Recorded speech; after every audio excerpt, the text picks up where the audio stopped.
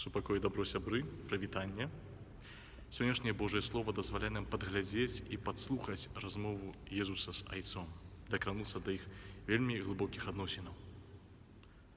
Эксомологу майсой, кажа Езус, гэтае слово можна растлумачыць як праслаўляю цябе, Ойча, але таксама згаджаюся з табой, вызнаю цябе, прызнаюся табе ў любові. Што было прычынай гэтага?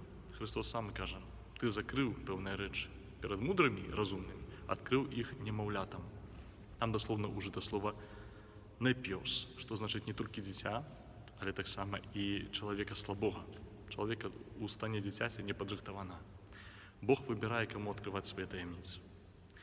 Бог гэта не толькі складаны механізм, не толькі деміург, который стварыў гэты свет, не толькі Бог філосафаў, і не толькі нейкая энергія, сіла, як прынята уяўляць, которая ўздзейнічае на эмацыйны стан, каб нам робіцца лепей пасля спаткання з ім. Перш за ўсё, Айцец сам адкрывае сябе і сына таму, каму хоча адкрыць. Бог запрашае да адносінаў. Гэта не квест, который можна разгадаць, гэта асобы, з которой будуем адносіны. Гэта супольнасць асобаў у адной натуры, которая дазваляе нам і пускае нас у свае адносіны.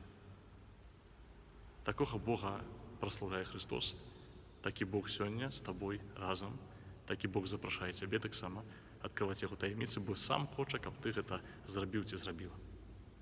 Добрага дня, сябры, і сустрэнемся.